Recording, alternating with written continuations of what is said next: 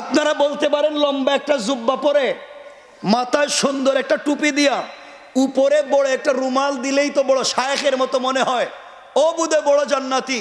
মনে রাখবেন, এই পৃথিবীতে সব থেকে লম্বা জুব্বা পরে, সব থেকে সুন্দর টুপি তালুতে দিয়া উপরে রুমাল দিয়া যারা বসে থাকে তারা অধিকাংশই ইহুদি।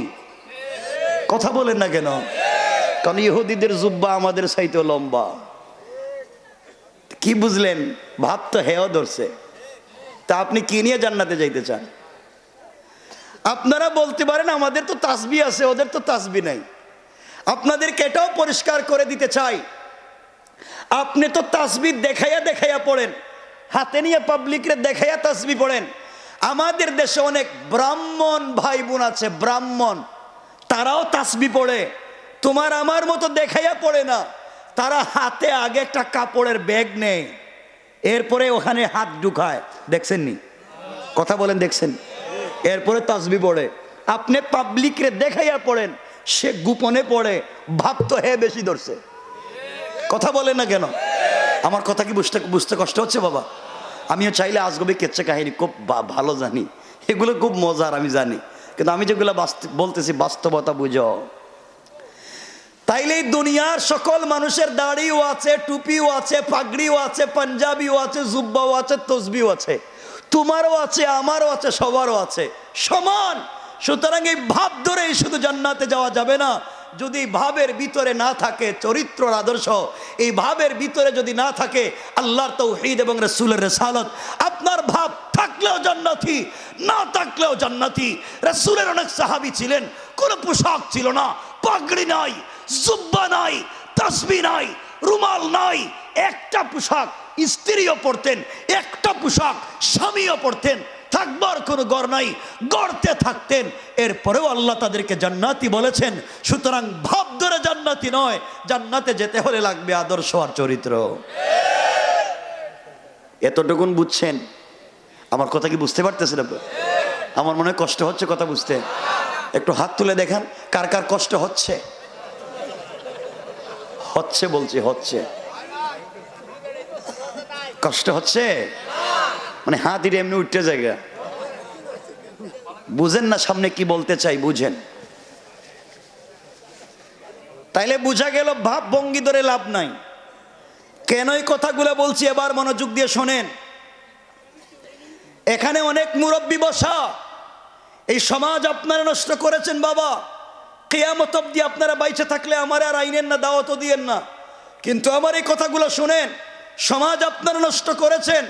অনেক মুরব্বী এখানে বসা, হয়তোবা যাদের মুখের দাড়ি সাদা, পকেটে এক হাত লম্বা তাসবিহ আছে, 5 ওয়াক্ত মসজিদে নামাজ পড়েন, হজ করেছেন, উমরাও করেছেন, খবর নিয়ে দেখেন আপনাদের এলাকায় এমন দাড়িওয়ালা 5 ওয়াক্ত নামাজি আছে যারা নামাজ পড়বার পরেও এলাকার সব থেকে বড় সুদের কারবারি। ঠিক কিনা জুড়ে বলেন? তো আপনি কোন ভাব ধরছেন? আপনি কি করে জান্নাতে যাইতে চান? তসবিও আছে, দাড়িও আছে, জুব্বাও আছে, নামাজও আছে, কারবারটা তো ঠিক নাই। তাহলে আপনার ভাব ঠিক, চরিত্র ঠিক নাই, এগুলা সমাজে নাই। তাহলে সমাজটা নষ্ট করছে কে? আমরা। বলেন আমরা। সবাই বলেন, নষ্ট করছে কে? সবাই বলেন আমরা। এজন্য আজকের ওয়াজের মূল প্রতিপাদ্য হলো, যেই শব্দ পুরো আলোচনায় থাকবে, এর অর্থ দাঁড়ালো আজকের মৌলিক ওয়াজের একটা শব্দ, শব্দ হলো ভালো হয়ে যাও। কি হয়ে যাও? এই সমাজে যারা নামাজ পড়ে সুদের কারবার করে, তারা তাদের মায়ের সাথে জেনার মতো অপরাধ করে। যারা সুদের কারবার করে তারা আল্লাহ এবং তার রাসূলের বিরুদ্ধে যুদ্ধের মতো অপরাধ করে। যারা আল্লাহর বিরুদ্ধে যুদ্ধ করতে চায়, যারা তাদের মায়ের সাথে জেনার মতো অপরাধ করে বেড়ায়, তারা এই সমাজে মুসলমান পরিচয় নিয়ে বসবাস করা তো দূরের কথা, এই সমাজে এই পরিচয় তারা দিতে পারবে না। ঠিক কিনা জোরে বলেন? নাই এগুলা সমাজে? আপনারা তো শয়তান খুঁজে পান না। আপনারা শয়তান মারবার জন্য মক্কায় যান, 8 লাখ টাকা খরচ করে হজে গিয়া, হজে কই যায়? 8 লাখ খরচ করে হজে গিয়া জামারাতে শয়তানরে কঙ্কর মারে, শয়তানরে পাত্তর মারে, দেখছেন নি? দেখছেন নি? আপনি যে শয়তান রে ভাত্তর মারতে গেছেন 8 লাখ খরচ কইরা, এই শয়তান জিন্দেগিতে মাদারীপুরে সুদের কারবার করছে? কথা কয় না কেরে? তাহলে আপনি যে ফাত্তর মারতে গেলেন শয়তান রে, হের চাইতে বড় শয়তান তো গেরামে। ফাত্তর মারতে গেলে আগে এরে মারা দরকার, ঠিক কিনা বলেন? আমার ওয়াজ খারাপ লাগতেছে, বোধহয় কষ্ট লাগতেছে। আমি কি ফাল্টাইয়া দিমু? তাহলে বুঝাতে চাইতেছি, ভাব ভঙ্গি ধরে যাইতে চান কই? মনোযোগ দিয়ে শোনেন, এই সমাজে কেউ রাগ করবেন না, শুনেন, দুহাত জোড় করে বলছে, শোনো মুসলমানেরা, এই সমাজে অনেক মুরব্বী বাবা আছেন, আজান হওয়ার পরে মসজিদে নামাজের জন্য রব বলেছেন হাইয়া আলাল ফালাহ, কল্যাণ আমার কাছে, কামিয়াবি আমার কাছে, ইজ্জত সম্মান আমার কাছে। আর বহুত মুরব্বী আছেন আজানের পরে মসজিদে নামাজে না গিয়া চার দোকানে বৈশা বৈশা টেলিভিশন দেখেন। নাই? শয়তান কই? মক্কায় না গ্রামে? তা ফাত্তর কই মারবেন? আসতে কইতেছে কে রে?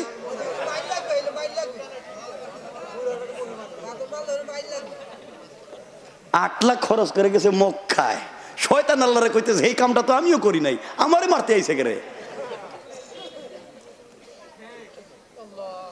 চার দোকানে বৈশা, মুরব্বীর বয়স হয়ে গেছে, মসজিদে যাওয়ার কথা, চার দোকানে বৈশা বদনাম করতেছে, গীবত, শিকায়ত, সমালোচনা, চুগলখুরি, কার বউ কার সাথে বাইগা গেল, কার ছেলে কার মেরে নিয়ে গেছে গা, কোন হুজুর কি গঠাইছে, এই নিয়ে মুরব্বীর টেনশনের শেষ নেই।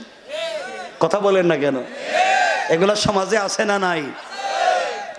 এগুলা থাকতে ভাব ধরছেন কে রে? এই যে অলিয়া উলিয়ার মতো ভাব, কই যাইতে চান? ঘটনা কি?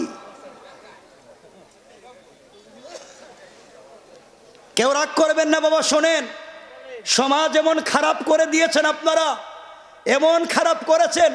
অনেক মুরব্বী আছেন 5 ওয়াক্ত নামাজ পড়েন, আওয়াবিন পড়েন, চাষ পড়ে, ইশরাক পড়ে, তাহাজ্জুদের নামাজও পড়ে, ফজরের নামাজ জামাতে পড়ে, এরপরে রুটিন মতো সকালে কোরআন শরীফ পড়ে, এরপরে আল্লাহর নামের জিকির করে রুটিন মতো, এরপরে কুদাল একটা কান্দে নিয়া আল্লাহর নামের জিকির করে করে জমিতে যায়, আর আল্লাহর নামের জিকির করে আর একজনের আইল কাইটটা ঢুকাইয়া দেয়। কথা বলেন না কেন? এগুলা নাই? শয়তান কই? আহা, শয়তান খুঁজে পায় না এরা, শয়তান মারতে মক্কায় গেছে, আর শয়তান আইল কাটতেছে বইসা বইসা।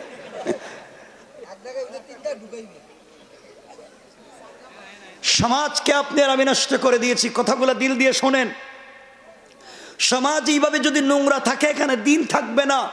এমনও আছে যুবক যারা বসছো এখানে, এখানে কয়েকজন বসছো যুবক যারা আছো, ভাই তোমরা কিছু কথা কও না কেন? তোমরা আমাকে একটু সাপোর্ট দিও। তোমরা তো খারাপের খারাপ, তোদের ওয়াজ করলে তো আরেকটা বেশি ওয়াজ করা লাগবে। তোমরা যে খারাপের খারাপ, এটা কি আমি কম জানি? হেরা চুল কাটে, বাংলা লিঙ্ক কাটে, চুল এখানে নাই, ওখানে নাই, ওখানে নাই, সব কাইটটা খালি কইরা মধ্যখানে রাইকা দিছে, মনে হয় ছাগল ঘাস খাইয়া মাঝখানে জমা করে থুইছে। কথা বলেন না কেন? সব কাইটা মাঝখানে রাখছে। ঘটনা কি? কেন এগুলো করো কেন বাবা? এরপরে মহিলা কলেজের ছুটি হইলে দেখবেন মোটর সাইকেল না কলেজের গেটে জায়গা। তোমার কাম কি এখানে? এগুলা করো কেন? মনে রাখবা, সমাজকে বিনির্মাণ করো, সমাজকে সুন্দর করো, সমাজকে পরিপাটি করো, সমাজকে পরিশুদ্ধ করো, দিন পৌঁছে দিবেন কে? আল্লাহ। কথাগুলো বুঝতে পারছেন আমার? সমাজ আপনি আমি নষ্ট করে দিয়েছি, এই সমাজ থেকে দিনকে আপনি আর আমি মুছে দিয়েছি, এই জমিন থেকে দিন মুছে দিচ্ছি। কথাগুলো মনোযোগ দিয়ে শোনেন। পলিটিক্স করি, এলাকার ভিলেজ পলিটিক্স করি, এলাকার মাতবর, এলাকার বিচারি, এলাকার মডল, এলাকার মাতবর, এলাকার বিচারি, পঞ্চায়েতের বড় মুরব্বী, আমরা এমনও হয়ে গিয়েছি, খবর নেন আপনাদের এলাকায়, হয়তো বৃহত্তর এলাকায় খবর নেন, এমন লোক আছে যারা পঞ্চায়েতের বিচার করতে গিয়া 1 কাপ রং চা খাইয়া এদিকের বিচারকে এদিকে দিয়ে দেয়। কথা বলেন নাই? কামটা করলো কি?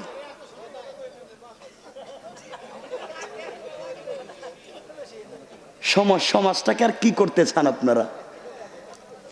এরপরে দেখবেন মুরব্বীর হাতে যদি আপনি 500 বা 1000 টাকা দৌড়াইয়া দিতে পারেন, ডাইনের বিচারে বাম বানাইয়া দেয়। এগুলো আছে না নাই?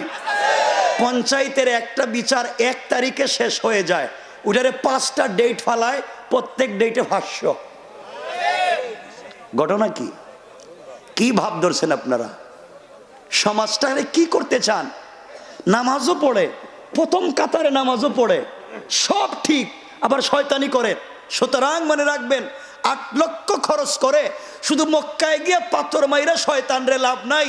সুদও খায়, ঘুষও খায়, ফেন্সিডিল ইয়াবার ব্যবসা করে, ইয়েতিমের জায়গা জমি দখল করে, বিধবার বাড়ি দখল করে, গরিবের রাস্তাঘাট দখল করে, পাবলিকের জায়গা জমি নিজের নামে বুয়া জাল দলিল বানাইয়া খায়। এত সমস্ত নোংরামি বদমাইশি যারা করে, এগুলা করে বাপ ধরে মসজিদে বসে লাভ নাই। আগে চরিত্রের সংশোধন করো, এরপরে জান্নাতে যাও। ঠিক কিনা বলেন?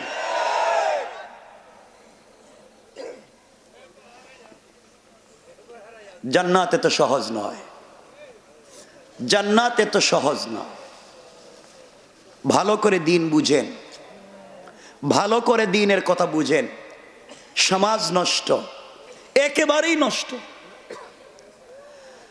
আজ যুব সমাজ ইয়াবা, বাবা, বোতল এগুলা ছাড়া তারা চলতেই পারে না। কথা বলে না? এগুলা কি মসজিদের কোন ইমাম সাহেব বিক্রি করে? না মাদ্রাসার কোন হুজুর? এগুলো আয় কেমনে? গ্রাম পর্যন্ত আসে কেমনে? যুবকদের হাতে আসে কেমনে? পুরা যুব সমাজ ধ্বংস হয়ে যাচ্ছে, যুব সমাজের চরিত্র নষ্ট হয়ে যাচ্ছে। এর একটাই কারণ, এই সমাজে ইয়াবা, ফেন্সিডিল, মাদক ভরে গিয়েছে। সুতরাং যারা মাদক ব্যবসায়ী হয়, যারা মাদকের সাথে সম্পর্ক রাখে, তারাই সমাজের যেই ব্যক্তি হোক না কেন, তাকে সমাজে অবাঞ্ছিত করা দরকার। কারণ মাদক দিয়ে একটা সমাজ নষ্ট হয়ে যায়, মাদক একটা পরিবার নষ্ট হয়ে যায়। একটা পরিবারে যদি একজন মাদক কারবারি মাদক খায়, সেবন করে, এই পরিবারের যে কি হয়, এই পরিবারের লোক বলতে পারে। এজন্য আল্লাহ আমাদেরকে হেফাজত করুক, বলেন আমিন। সকলে বলেন আমিন। কত কথা বলতাম, কথা তো অনেক, সংক্ষেপ করে করে বলতে দিই সামনে যাওয়ার জন্য। সংক্ষেপ, সমাজ নষ্ট, পরিবার নষ্ট, শেষ পর্যন্ত এমন হয়েছে আল্লাহর ঘর মসজিদ পর্যন্ত আমরা নষ্ট করে দিচ্ছি। আজকালকে অনেক বাচ্চারা, ছোট ছোট বাচ্চারা মসজিদে নামাজ পড়তে যায়, আর কিছু মুসল্লি আছে এই বাচ্চাদেরকেও বের করে দেয়। এগুলা কি এলাকায় আছে? আপনারা কি আমাকে সত্য কথাটা বলবেন যে বাচ্চাদেরকে কেন মসজিদ থেকে বের করে দেন? হ্যাঁ, দুষ্টামি করে, হাঁটাচলা করে, মারামারি করে, কথা বলে, আর এইটাই তো মারামারি করে, দুষ্টামি করে, চিল্লাচিল্লি করে, হাঁটাচলা করে, এই তো সব ঠিক। কিন্তু বের করে দিতে কইছে কে? কিছু বললেন না যে? আমি বলছি বাচ্চারা সব দুষ্টামি করে ঠিক, কিন্তু বের করে দিতে বলছে কে? কিছু কয় না এখন। কেন দেন? মনে রাখবেন মুরব্বী বাবা, আপনার নামাজ তো কবুল হয় না মসজিদে। নামাজ পড়ে সুদ খাও, ঘুষ খাও, ওজনে কম দেও, নামাজ পড়ে গরিবরে ঠকাও, মসজিদে আপনার নামাজ কবুল হয় না। মসজিদে যদি সালাত কবুল হয়, এই মাসুম বাচ্চাদের ওসিলায় নামাজ কবুল হয়। আপনাদেরকে বাইর করে দেন। এগুলা করা যাবে? বলেন না যাবে?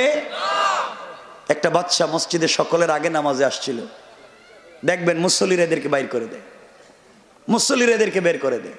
একটা বাচ্চা সবার আগে মসজিদে নামাজে গেছে, কিছু লোক ঢুকে বাইর করে দেয়। কেন রে বাবা?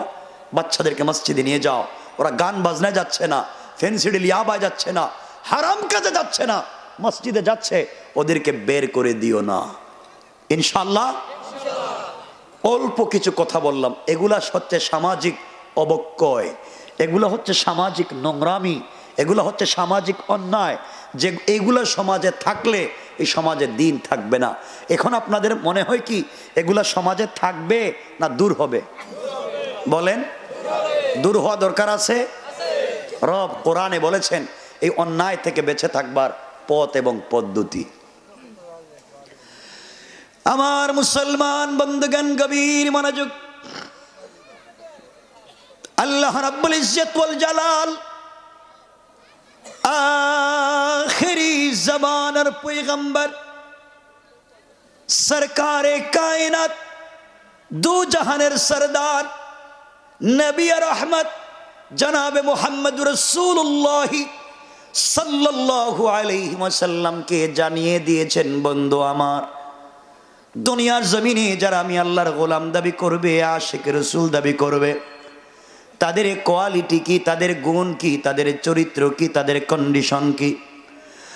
আল্লাহ তাআলা কোরআনে কারিমে চারটা কোয়ালিটি বলেছেন, চারটা গুণের কথা বলেছেন। আল্লাহ রাব্বুল ইজ্জত ওয়াল জালাল যেই কথাগুলা বলে দিয়েছেন, এই কথাগুলা যদি কেউ দুনিয়ার জমিনে ফলো করে, আখিরাতে সে কোনোদিন বিপদগামী হতে পারে না। কোরআনে কারিমের 19 নম্বর পারা 25 নম্বর সূরা সূরা আল ফুরকানের 63 নম্বর আয়াত থেকে আমার আল্লাহ বললেন, ওয়া ইবাদুর রাহমানিল্লাযীনা ইয়ামশুনা আলাল আরদি হাওনা। আল্লাহ রাব্বুল ইজ্জত ওয়াল জালাল বলছেন, মুসলমানেরা, এই দুনিয়ার জমিনে যারা আমি আল্লাহর গোলাম দাবি করবে, আশিক রাসূল দাবি করবে, আমি আল্লাহর গোলাম নিজেকে মনে করবে, বান্দারে, আমি আল্লাহর গোলামের 1 নম্বর গুণ হলো, আমার গোলাম দুনিয়ার জমিনে কোনোদিন অহংকার করতে পারে না। কি করতে পারে না? সবাই বলেন, অহংকার করতে পারে না। আপনি যদি অহংকার করেন, আপনি যদি সম্পদের অহংকার করেন, আপনি যদি ক্ষমতার অহংকার করেন, আমার আল্লাহ চাইলে 10 তলা থেকে থাবড়াইয়া গাছতলায় নামাইয়া দিতে 1 সেকেন্ডও দেরি হবে না। আর আপনি যদি অহংকার ছেড়ে দিতে পারেন, নিজেকে মাটির সঙ্গে মিশাইয়া দিতে পারেন, আমার আল্লাহ চাইলে গাছতলা থেকে বাঁশতলা থেকে 10 তলার মালিক বানাইয়া দিতে পারে। কোন ঠিক না? এই জন্য আল্লাহর গোলামের 1 নম্বর গুণ, অহংকার করা যাবে। আওয়াজ করে বলেন, যাবে? যাবে না। আমরা অহংকার করি না, আমরা তো অলিয়া পর্যায়ে পৌঁছে গেছি। তাহলে অহংকার করে কি সমাজে? দেখবেন আগে বেচারার পয়সা ছিল না, এখন নতুন পয়সা পাতির মালিক, নতুন পয়সার মালিক, ছেলে মেয়ে বিদেশে চলে গিয়েছে, অথবা ব্যবসা বাণিজ্য করে কিছু পয়সার মালিক হয়েছে, নতুন এলাকার পয়সাওয়ালা। এখন পয়সার গরমে পাবলিক রে ঠিক মতো চিনেই না। কথা বলেন না কেন? আছে না নয়? জিন্দেগি ধ্বংস হয়ে যাবে আপনার। অহংকার করবেন না, আপনি শয়তানের খাতায় নাম লেখাবেন। সুতরাং এখন যদি আমি আলোচনা শুরু করি, অহংকার করলে হবে কি, অহংকার ছেড়ে দিলে লাভ কি, তাহলে লাগবে 2.5 থেকে 3 ঘন্টা। ওটা লম্বা আলোচনা, ইন্টারনেটে আছে, 2.5 থেকে 3 ঘন্টা। আমরা এটা রাখলাম, শুধু এতটুকুন মনে রাখেন, অহংকার করা যাবে। আমরা সামনে যাই। আরে শুনেন না রে বাবা, আপনাদের কি কষ্ট হইতেছে? শুনেন না, আর একটু সামনে যাই না। আল্লাহর গোলামের 2 নম্বর গুণ আল্লাহ বলছেন, ওয়াইদা খাতাবাহুমুল জাহিলুনা ক্বালু সালামা। আল্লাহ রাব্বুল ইজ্জত ওয়াল জালাল বলছেন, মুসলমানেরা, এই দুনিয়ার জমিনে যারা আমি আল্লাহর গোলাম দাবি করবে, আশিক রাসূল দাবি করবে, দুনিয়ার জমিনে যারা নিজেকে আমি আল্লাহর গোলাম মনে করবে, বান্দারে, আমি আল্লাহর গোলামের 2 নম্বর গুণ হলো, আমার গোলামকে কেউ গালি দিলে গালির জবাব দেওয়া যাবে না, আঘাত করলে আঘাতের জবাব দেওয়া যাবে না, গীবত শিকায়েত সমালোচনা করলে জবাব দেওয়া যাবে না। বরং আমি আল্লাহর গোলাম যারা দাবি করবে, আমার গোলামকে যদি কেউ কষ্ট দেয়, আমার গোলাম কষ্টের জবাবে কষ্ট না দিয়া ওই ব্যক্তির জন্যে শান্তি আর সালামতির দোয়া করে যায়। পড়েন সুবহানাল্লাহ। তাহলে আল্লাহর গোলামের 2 নম্বর গুণ, গালি দেওয়া যাবে বাবা আমার সাথে একটু কথা বলেন না, গালি দেওয়া যাবে? কেউ যদি গালি দেয়, কেউ যদি কষ্ট দেয়, আমরা কষ্টও দিব না, গালিও দিব না, বিনিময়ে তার জন্য শান্তির দোয়া করব, তার জন্য সালাম দিব। আলহামদুলিল্লাহ পড়েন। তাহলে এখান থেকে শিক্ষা হলো আমরা সালাম দিব। কি দিব? আমাদের দুশ্মনকেও সালাম দিব, দুস্তকেও সালাম দিব, সবাইকে সালাম দিব ইনশাআল্লাহ। এখানে একটা কথা মনে পড়েছে, আপনারা অনুমতি দিলে আমি বলবো। এই জন্য বললাম, আমি ওয়াজ করতেছি কোরআনের আয়াতের, এখনো হাদিসে যাই নাই। এখানে একটা হাদিসের অংশ এসেছে, বললে আমি বলতে পারি। আচ্ছা, যেহেতু আয়াতের তাফসীর হাদিসে যায়নি, আপনারা বলেছেন এজন্য বলি। সালামের কথা যেহেতু এসেছে, আমাদের কলিজার টুকরা মা আম্মা জান আয়েশা সিদ্দিকা রাদিয়াল্লাহু তাআলা আনহা বলেন, আমি আমার জিন্দগিতে আমার কলিজার টুকরা স্বামী রাসূল পাককে সালাম দেওয়ার বহুত চেষ্টা করেছি। আমি যখন দেখতাম আমার স্বামী সরকারে কায়নাত ঘরের ভিতরে আসতেছেন, তখন আমি ঘরের দরজার চিপায় দাঁড়িয়ে থাকতাম, পর্দার আড়ালে দাঁড়িয়ে থাকতাম। রাসূল পাক যেন আমাকে দেখতে না পারেন, তিনি দরজায় এসে আমাকে আয়েশা বলে ডাক দিবেন, আর আমি দরজা খুলে ঝাপটি মেরে তাকে জড়াইয়া তার কপালে চুম্বন দিয়া আমি স্ত্রী হিসাবে সর্বপ্রথম তাকে সালাম দিব। সুবহানাল্লাহ। কিন্তু আম্মা জান আয়েশা বলছেন, ওয়াল্লাহি আল্লাহর জাত ও সিফাতের কসম, আমি আমার জিন্দগিতে রাসূল পাককে কোনোদিন সালাম দিতে পারিনি, বরং রাসূল ঘরে আসার অনেক দূরে থাকতে আমাকে সালাম দিতেন। সুবহানাল্লাহ, সুবহানাল্লাহ বলেন না বাবা। রাসূল আগে সালাম দিতেন। আল্লাহু আকবার, আল্লাহু আকবার। এখান থেকে শিক্ষা কি? রাসূল আগে সালাম দিয়েছেন আম্মা জান আয়েশাকে, এর অর্থ দাঁড়ালো স্বামী সালাম দিয়েছেন স্ত্রীকে। রাসূল পাক সাল্লাল্লাহু আলাইহি ওয়াসাল্লাম স্বামী, আম্মা জান আয়েশা হচ্ছেন স্ত্রী। রাসূল পাক আম্মা জান আয়েশাকে সালাম দিয়েছেন। শিক্ষা হলো স্বামী স্ত্রীকে সালাম দিয়েছেন। আমাদের জন্য শিক্ষা হলো বাহির থেকে ঘরে গেলে স্বামী সালাম দিবেন স্ত্রীকে। কথা বলেন না কেন? কে সালাম দিব? স্বামী দিবে সালাম কারে? বলেন না বাবা। আপনারা সত্য কথা বলেন, সালাম দেননি।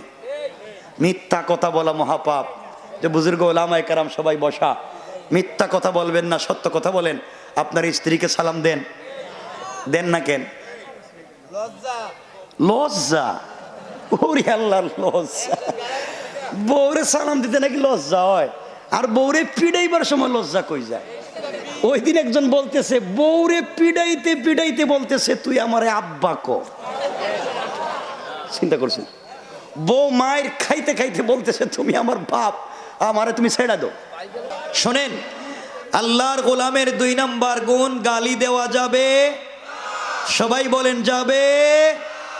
এখানে বলতেছিলাম সালামের কথা, হাদিস থেকে নিয়ে আসছিলাম।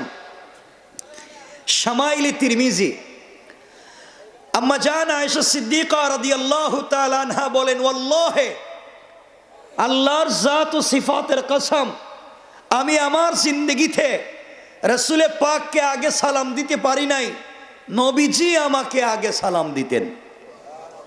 সুবহানাল্লাহ বলেন, সবাই বলেন। আম্মা জান আয়েশা বলেন, আমি যখন দেখতাম রাসূল পাক সাল্লাল্লাহু আলাইহি ওয়াসাল্লাম ঘরে আসতেছেন, তখন আমি ঘরের দরজার চিপায় অথবা পর্দার আড়ালে দাঁড়িয়ে থাকতাম, তিনি যেন আমাকে না দেখতে পান। যখন রাসূল পাক ঘরের দরজায় আসবেন, আমি তাকে জোরে সালাম দিয়ে ঝাপটি মেরে ধরে তার কপালে চুম্বন দিব। কিন্তু আম্মা জান আয়েশা বলেন, আমার জীবনে এরকম কোনো স্মৃতি মনেই পড়ে না যে আমি রাসূলকে আগে সালাম দিতে পেরেছি, বরং নবীজি আগে সালাম দিয়েছেন। সবাই পড়েন। এখান থেকে বুঝতে পারলাম নবীজি আয়েশাকে সালাম দিয়েছেন, বড় জায়গা থেকে ছোট জায়গায় সালাম দিয়েছেন। অর্থ দাঁড়ালো, আপনি যে কোনো স্তরের হন না কেন, সুইপারকে আপনি সালাম দিতে হবে। যে কোনো জায়গার হন না কেন, নিচে থেকে নিচে সালাম দিতে হবে। এখান থেকে শিক্ষা হলো স্বামী সালাম দিয়েছেন স্ত্রীকে, শিক্ষা হলো আমরা সালাম দিব নিজের বউকে। তো আপনারা দেননি, দিবেন তো ইনশাল্লাহ? কথা বুঝেন, আমার সাথে কথা বলেন, নচেত তার কথা বলতে পারবো না। সালাম দিবেন তো ইনশাআল্লাহ? সবাই বলেন। এই এতদিন যে মুরব্বী যারা চেহারার দিকে তাকায় রয়েছে, এরা হাসতেছে, এই যে মুরব্বীরা হাসতেছে, এরা চিন্তা করতেছে 40-50 বছর গেছে গা, বউরে জিন্দিগিতে সালাম দিলাম না, আজকে আবার সালাম দিলে কি মনে করে ফেলায়? হ্যাঁ, সালাম দিবেন? কথা বলে না কেন? হাদিসে কুদসিতে আল্লাহ বলেছেন, যেই ঘরে স্বামী স্ত্রীকে সালাম দেয়, স্ত্রী স্বামীকে সালাম দেয়, আল্লাহ বলেছেন এই ঘরে আসমান থেকে 300টা বারাকাতের দরওয়াজা খুলে দেয়। সালাম দিবেন? আর রাসূল পাক মিশকাত বাবু তিব্বে ও রাকাক, ডাক্তার এবং ডাক্তারি, এই অধ্যায়ে রাসূল পাক বলেছেন, কোন স্বামী যদি আওয়াজ করে স্ত্রীকে সালাম দেয়, স্ত্রী যদি আওয়াজ করে স্বামীকে সালাম দেয়, তাদের মধ্যে হৃদ্যতা থাকে, অন্তরের ভালোবাসা নিয়ে সালাম দেয়, তাহলে যদি হার্টে কোনো রোগ থাকে আল্লাহ তা কমাইয়া দিবেন। সালাম দিবেন আজকে থেকে? মুরব্বী যারা আছেন, মুরব্বী যারা আছেন একটু কম আর কইতেছেন, তোমরা যে কই বিয়ে করছো নি, আর তো 20 বছর লাগবে তোমার বিয়ে করতে, যারা বিয়ে করছে হেরাই কইতেছে না। সালাম দিবেন তো ইনশাল্লাহ? আজকের থেকে ইনশাল্লাহ। আজকেই বাসায় গিয়ে ঘরের দরজায় দাঁড়াইয়া বলবেন, বউ আসসালামু আলাইকুম ওয়া রাহমাতুল্লাহ। বউ কই, বৌমা এরে আজকে কোন বুতে ধরলো, আজকে থেকে সালাম দিতেছে। আপনি বলবেন কোনো বুতে ধরে নাই, হুজুর ওয়াজ করছে আর আমি সুন্নত আদায় করছি। ইনশাআল্লাহ সবাই বলেন ইনশাআল্লাহ। যদি সালাম না দেন, ওয়াজ এখন উল্টাইয়া দিন, মহিলাদের পক্ষে ওয়াজ করে দিন, পুরা আপনাদের বিরুদ্ধে চলে যাবে। এমন বিরুদ্ধে ওয়াজ করব, আর বাসায় বউরি দিয়ে কোনো কাজ করাইতে পারবেন না, রান্না করাইতে পারবেন না, ঘর মুছাইতে পারবেন না, সব আপনি করা লাগবে। এমনকি বউর কাপড় আপনি ধুইয়া দেওয়া লাগবে। এমনকি সালাম দিবেন তো? বলেন না ইনশাআল্লাহ? হাদিসের বাকি অংশ হলো, 1 মিনিটে বলি, আমার দিকে তাকান। হাদিসের বাকি অংশ হলো, ঘরে গেলে মাঝে মাঝে নিজের স্ত্রীকে নিজের হাত দিয়া মুখে উঠাইয়া খাওয়াইয়া দিয়েন।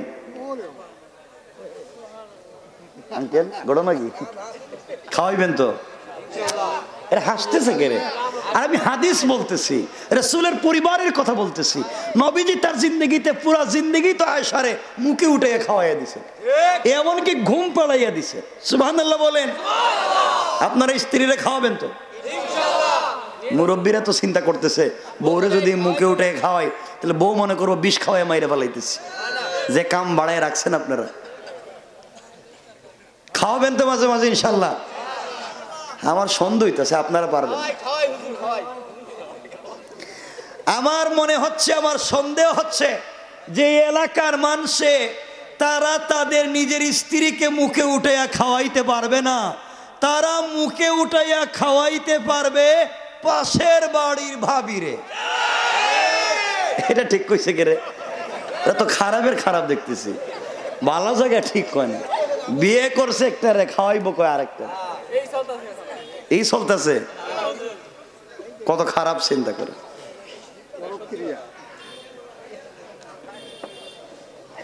এগুলা চলতেছে না?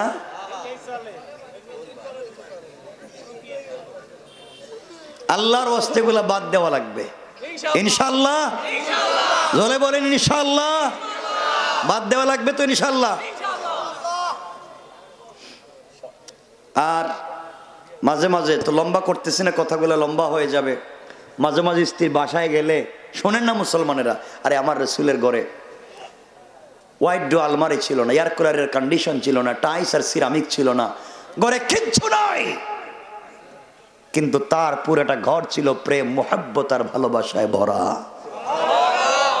এজন্যে মাঝে মাঝে ঘরে গেলে মাঝে মাঝে স্ত্রীর হাতের নৌকে পায়ের নুকে মেহেদি লাগাইয়া দিয়েন। ঠিক তো আমি জানি, ইনশাল্লাহ কইতে বলছি। মাঝে মাঝে মেহেদি লাগাই দিবেন তো? মুরব্বী বাবা ছায়া রয়েছেন কে রে? মনে হয় গুরুস্থান থেকে বাইরেছেন। দিয়েন লাগাইয়া, চাচিরে দিয়েন, ভালো দিবেন তো? আরে আমার রাসূল, আমার রাসূল আম্মাজান খাদিজা বড় বৃদ্ধা হয়ে গিয়েছিলেন, তারে দিয়েছেন, আপনি পারবেন না? মাঝে মাঝে মেহেদি লাগাইয়া দিবেন। এরপরে মাঝে মাঝে চুল আছে না, চুলগুলো আছড়াইয়া বেনি করে দিবেন। এরা হাসতেছে কে রে? আম্মাজান আয়েশা, শোনেন না, সামাইলে তিরমিজি, আম্মাজান আয়েশা চুল আছড়াইতে পারতেন না, নবীজি গড়ে সে চুল আছড়াইয়া ওগুলা বেনি করে দিতেন। সুবহানাল্লাহ বলেন। নবীজি পারতেন, আপনি পারেন না? মাঝে মাঝে ওই যে স্ত্রীর চুল আছে না, মাথার চুল আসেনি, ওগুলারে কালারিং করবেন, পার্লারিং করবেন। না কেরে না, ঘটনা কি না? কেন? কোন হাদিসে নাই? এরা দেখতেছে সব ওয়াজ জানে, হাদিসে নাই। এরা তো সবগুলা বউর দুশ্মন দেখতেছি, এরা বউরে ভালো দেখতে চায় না। বউ একটু পরিপাটি থাকুক, সাজগুজ করে থাকুক, এরা এটা চাই না, কয় হারাম।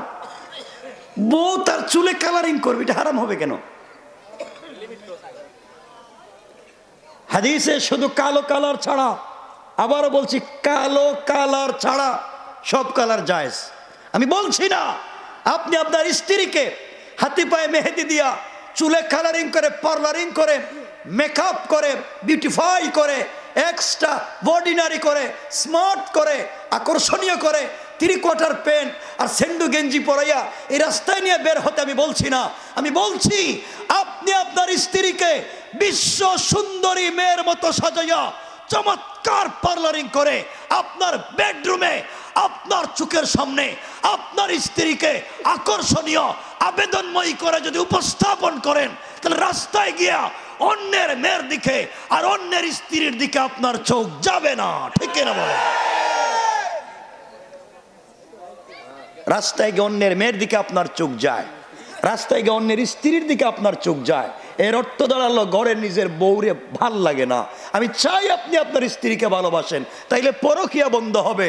আমি চাই আপনার স্ত্রীকে সুন্দর করেন, তাহলে অন্য মেয়ের আকর্ষণ আপনাকে আকৃষ্ট করবে না। আপনারা তো বউরে বস্তার মতো বানিয়ে রাখছেন। হে ওয়াজ করলে তো আর মাইর খাইবেন বাড়িতে গেলে, এমনি তো সব উল্টা পাল্টা হয়ে গেছে। স্ত্রীর আপনারা কি পাইছেন, কি পাইছেন কোন তো?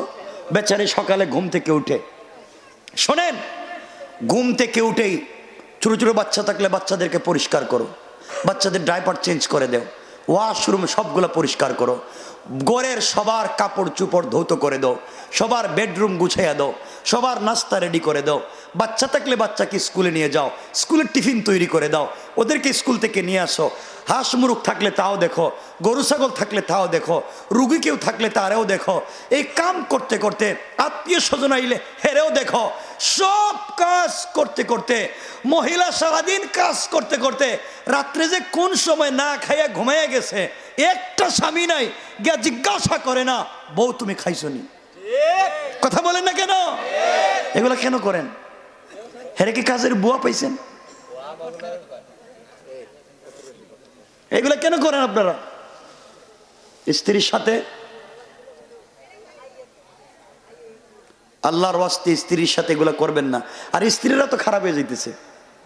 এরা দেখবেন যেটা দামি কাপড়, স্মার্ট ড্রেস, ওটা তারা স্বামীর সামনে পরে না, ওটা রাইখা দেয়। আর সারাদিন যে কাপড় পরে রান্নাবাড়ি করছে, ঘর মুছামুছি করছে, একবারে শরীরে গামের গন্ধ লাগিয়ে রয়েছে, ওইটা পরেই স্বামীর সাথে বস্তার মতো ঘুমায় পড়ে। কথা বলেন, কথা বলে না কেন? শোনেন কেন এগুলো হচ্ছে? সমাজকে পরিবর্তন করেন। আপনার শরীরের অংশ হচ্ছে আপনার স্ত্রী, এখন তার থেকে আপনার সন্তান জন্ম নিচ্ছে।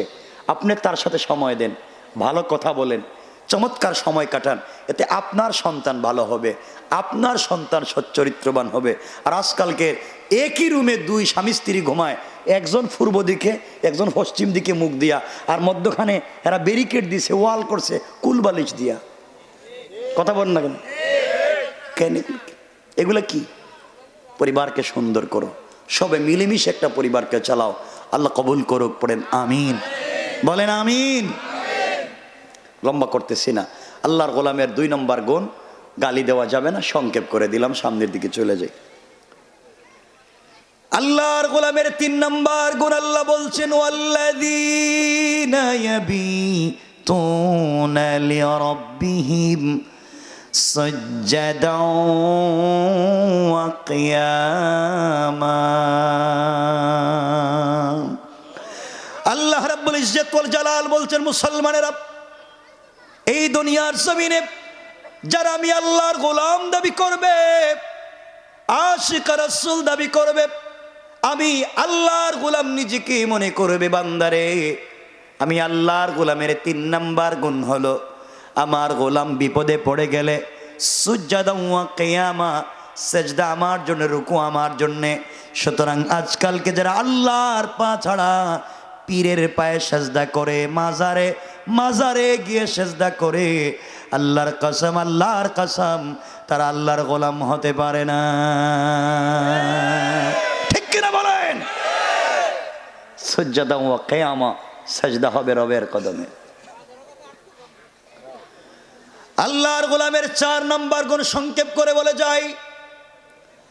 আল্লাহ রাব্বুল ইজ্জত ওয়াল জালাল বলছেন ওয়াল্লাযীনা ইয়াকুলুনা রাব্বানা ইসরিফ আন্না আযাব জাহান্নাম ইন্না আযাবাহা কানা গারামা। আল্লাহ রাব্বুল ইজ্জত ওয়াল জালাল বলছেন, মুসলমানেরা, এই দুনিয়ার জমিনে যারা আমি আল্লাহর গোলাম দাবি করবে, আশিক রাসূল দাবি করবে, আমি আল্লাহর গোলাম নিজেকে মনে করবে, বান্দারে আমার গোলামের 4 নম্বর গুণ হলো, সাকারাত শুরু হয়ে যাওয়ার আগে, গারগারা শুরু হয়ে যাওয়ার আগে, কবরে চলে যাওয়ার আগে, মালাকুল মউত আজরাইল পৌঁছে যাওয়ার আগে, সাদা কাপড়ে প্যাকেটিং হয়ে যাওয়ার আগে, আমার যেই গোলাম গোটা জিন্দগির অপরাধের জন্য তওবা করবে, সাথে সাথে আমার আল্লাহ গোলামের পুরা জিন্দগির অপরাধগুলোকে ক্ষমা করে জান্নাতি বলে ফয়সালা করে দিতে আমার আল্লাহর 1 মিনিটও দেরি হবে না। পড়েন সুবহানাল্লাহ। তাহলে আল্লাহর গোলামের 4 নম্বর গুণ, তওবা কার কাছে? সবাই বলেন। এখন প্রশ্ন হলো, আমি সংক্ষেপ বলতেছি, প্রশ্ন হলো, আগে আল্লাহ সেজদার কথা বললেন কেন, তারপরে তওবার কথা বললেন কেন? আল্লাহ বুঝাতে চাইলেন সেজদা না দিয়ে তওবা, ওটার কোনো গ্রহণযোগ্যতা আল্লাহর কাছে নাই। অর্থাৎ তওবা যদি করতেই হয়, সেজদা দিয়ে তওবা করো, কারণ তো সেজদায় যখন গোলাম পড়ে যায় তখন দুনিয়ার কারো সাথে সম্পর্ক থাকে না, সম্পর্ক থাকে কার সাথে? আওয়াজ করে বলেন, কার? এখানে একটা ঘটনা তো বলবোই না, আজকে আর লম্বা হয়ে যাবে। ছোট্ট করে আপনাদের কাছে বলতে চাই, এই পৃথিবীতে আপনি চাইলে 100% পৃথিবীর কোনো মানুষকে খুশি করতে পারবেন না। আপনি আপনার অফিসের বসকে খুশি করতে পারবেন না, আপনি ইমাম সাহেব হলে এই কমিটিরে খুশি করতে পারবেন না, এই গ্রামরে খুশি করতে পারবেন না, মাদ্রাসার দায়িত্বশীল হলে এই মাদ্রাসার কমিটিরে, এলাকাবাসীকে খুশি করতে পারবেন না। আপনি যদি 100 বৎসর প্রবাসে থেকে আপনি আপনার পরিবারের জন্যে মাথার গাম পায়ে ফেলে কষ্ট করেন, পরিবারকে খুশি করতে পারবেন না। এক পর্যায়ে আপনার স্ত্রী সন্তান বলবে, আপনি আমাদের জন্য কি করছেন? সব তো আপনার ভাই বোনের জন্য করছেন। কথা বলেন নাকি? ভাই বোন বলবে, তুমি আমাদের জন্য কি করছো? কিচ্ছু করো নাই, সব তুমি করছো তোমার স্ত্রী আর সন্তানের জন্য। কথা বলেন না কেন? তাহলে কেউ আপনার উপরে 100% খুশি হবে না, একজন আরেকজনকে ধাক্কা দিবে, অথচ পুরা জিন্দগি আপনার শেষ। রব বলেছেন, বান্দা, এই পৃথিবীর সব মানুষ নিমক হারাম, কাউকে খুশি করতে পারবে না, পুরা জিন্দগি ওদেরকে দিতে দিতে থাকলেই খুশি করতে পারবে না। কিন্তু তোমাকে যদি আমি 100 বছরের হায়াত দেই, 99 বছর 11 মাস 29 দিন নাফরমানি করো, একটা দিন বাকি আছে অথবা একটা ঘন্টা বাকি আছে হায়াতে জিন্দগির, তুমি মরে যাবে, এর ভিতরেও যদি আমার কদমে সেজদায় গিয়ে ক্ষমা চাও, আমি রব কেউ না শুনলেও তোমার কথা শুনবো, কেউ না বুঝলেও তোমার কথা বুঝবো, আর আমি কথা দিলাম আমি তোমাকে ক্ষমা করে দেব। কেমনে দিবেন এই কথা বুঝাতে চাই। আমার মুসলমান বন্ধুগণ, গভীর মনোযোগ। এই দুনিয়ার জমিনে আল্লাহ রাব্বুল ইজ্জত ওয়াল জালাল জিবরিল আমিনকে যখন সৃষ্টি করলেন, জিবরাইলকে তৈরি করলেন, সৃষ্টির মধ্যে শুধু জিবরাইল আর স্রষ্টা আল্লাহ ছাড়া যখন কেউ নাই, এমন সময় জিবরিল আমিন আল্লাহর কাছে জানতে চাইলেন, আল্লাহ তাআলা, আয় আল্লাহ তাআলা, আপনার কাছে আমি জানতে চাই কি করলে আপনাকে খুশি রাখা যায়, কি করলে আপনাকে সন্তুষ্ট রাখা যায়। এই পৃথিবীতে আমি কোনোদিন চাই না আপনি আমার উপরেও সন্তুষ্ট হয়ে যান, কোনো কারণে বেজার হয়ে যান, আমি জিন্দগিতেও চাই না। বলেন না কি করলে আপনি পুরা জিন্দগি ভর আমার উপরে খুশি থাকবেন?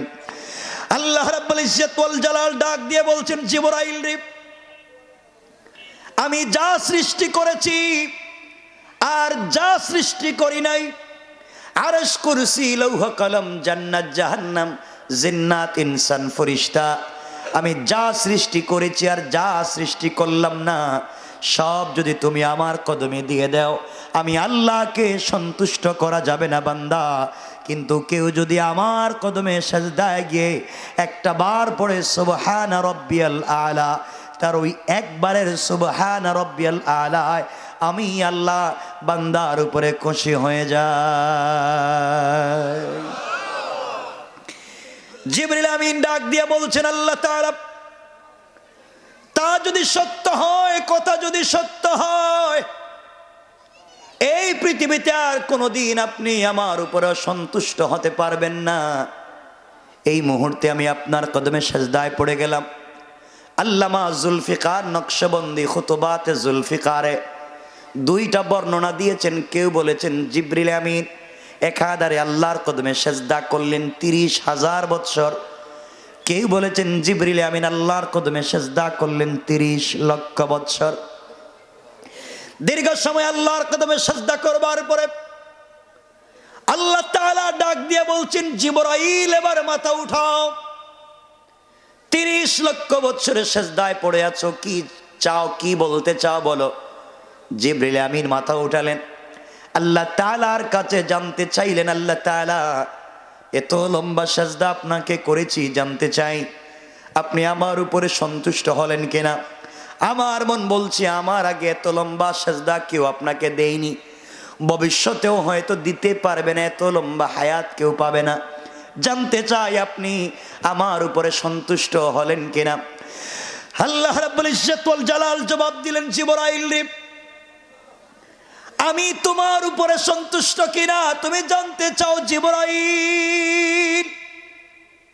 এই প্রশ্নের জবাব জানবার আগে তুমি আমার আরশে আজিমের দিকে একটা বার লক্ষ্য করো, একটা বার ওদিকে তাকাও।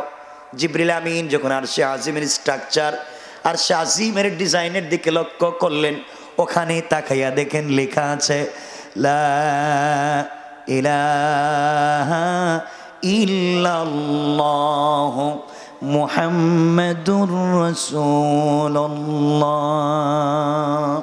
জিবরিল আমিন বলছেন, আল্লাহ তাআলা 30 লক্ষ বছর আপনার কদমে সিজদা করেছি, আপনি সন্তুষ্ট কিনা আমি জানতে চাইলাম। কিনা আপনি আমাকে তাওহীদের কালিমা দেখাইয়া দিলেন। আয় আল্লাহ তাআলা, এই কালেমার সঙ্গে আমার সিজদার সম্পর্ক কি? আল্লাহ বললেন, জিবরাইল রে, সম্পর্ক হলো, জিবরাইল তুমি মনোযোগ দিয়ে শোনো। জিবরাইল, এই কালিমা আখিরি জামানের পয়গম্বর সরকারি কায়নাত দু জাহানের সরদার নবী রহমত জনাবে মুহাম্মদ রাসূলুল্লাহ সাল্লাল্লাহু আলাইহি ওয়াসাল্লামকে এই কালেমা আমি উপহার দিতে চাই, গিফট করতে চাই, উপঢৌকন দিতে চাই। আখিরি জামানার পয়গম্বর হাবিবুল্লাহকে কালিমা দিতে চাই। জিবরিল আমিন জানতে চাইলেন, আল্লাহ তাআলা, তো আপনি তাকে কালিমা দিবেন, আমার সিজদার সঙ্গে সম্পর্ক কি? আল্লাহ বললেন, জিবরাইল তাহলে শোনো,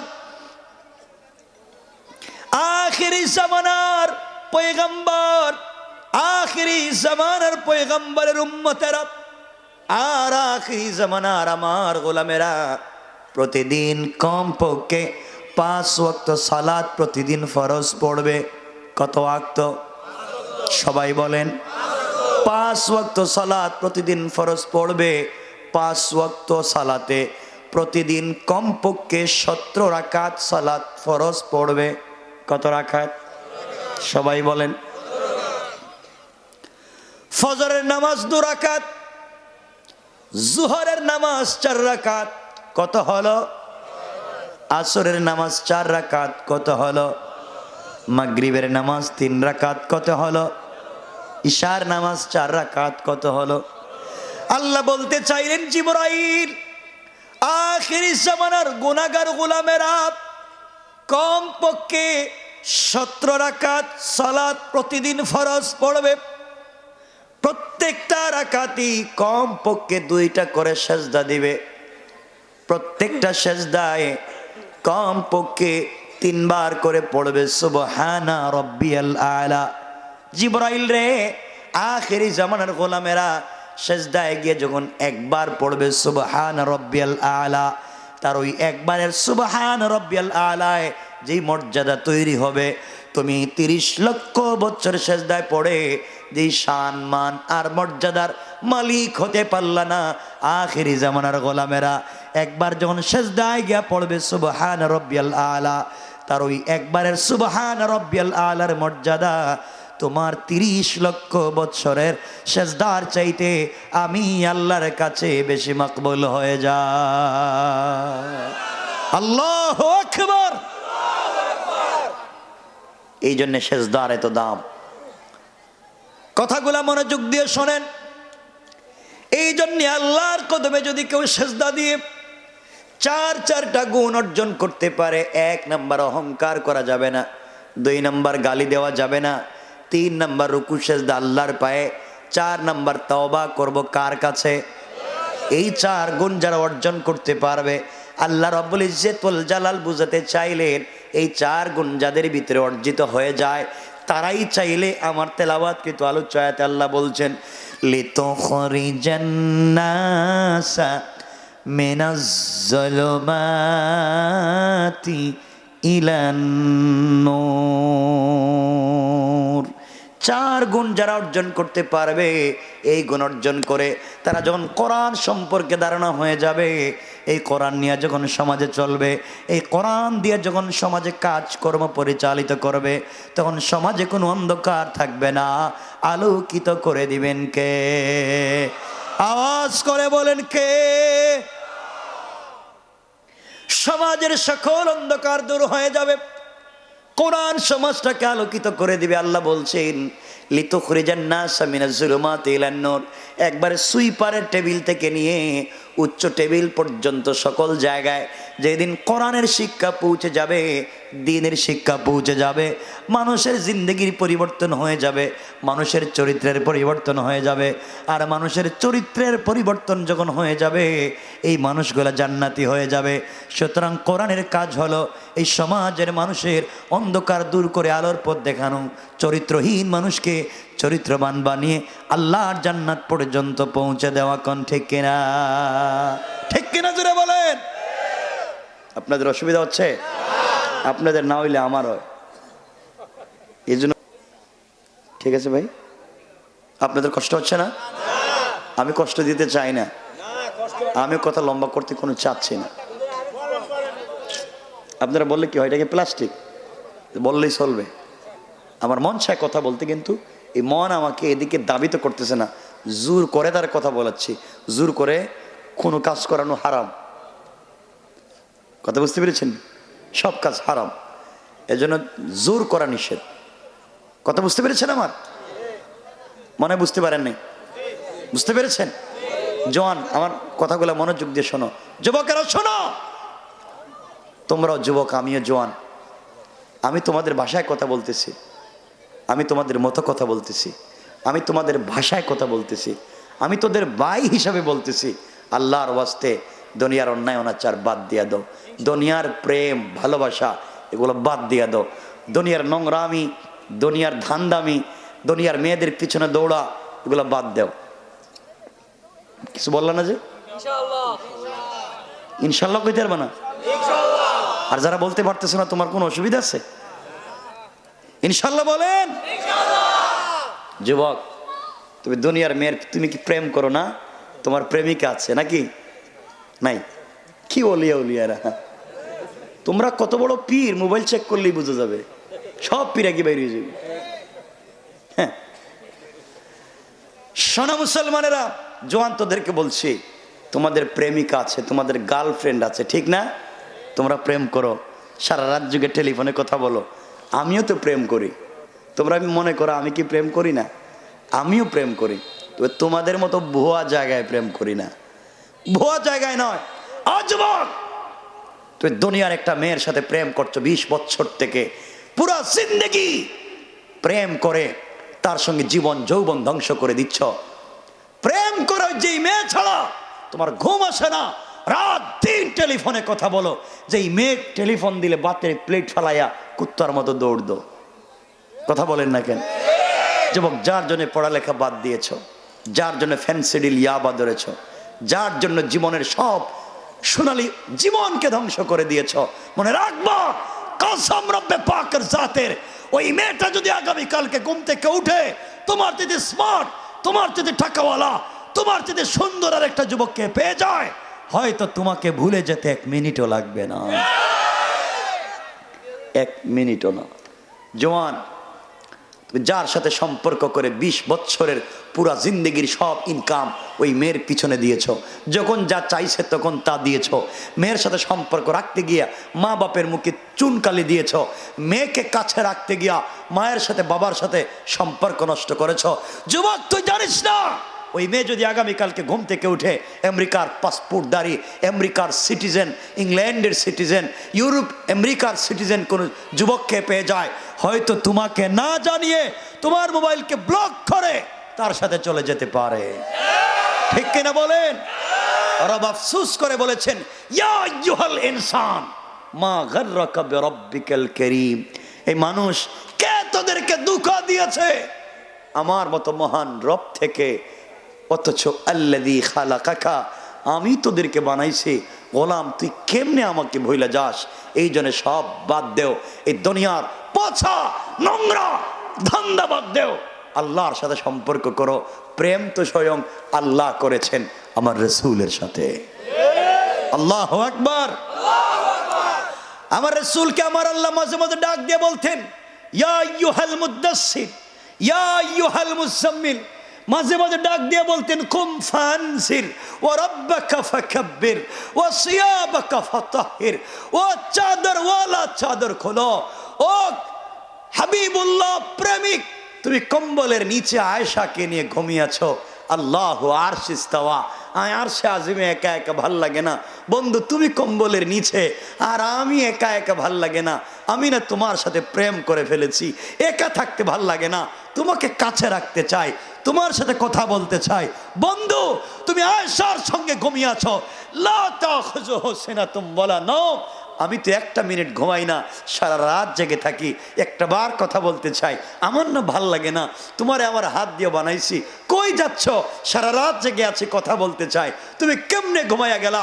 ঘুম থেকে উঠো, ঠান্ডা পানি দিয়া ওযু করে সিজদায় পড়ে আমাকে ডাক দেও, আমি রব দূরে থাকবো না, সাথে সাথে তোমার ঘরের দরজায় হাজির হয়ে যায়। রব তো তার নাম, তুমি কেমনে সে রবকে বলে যাও? তোমার কষ্ট হয় আমি জানি, জওয়ান তোমাদের অনেক কষ্ট, কষ্ট হইলেই ফেসবুকে লিখে দাও কেন? এখানে কি?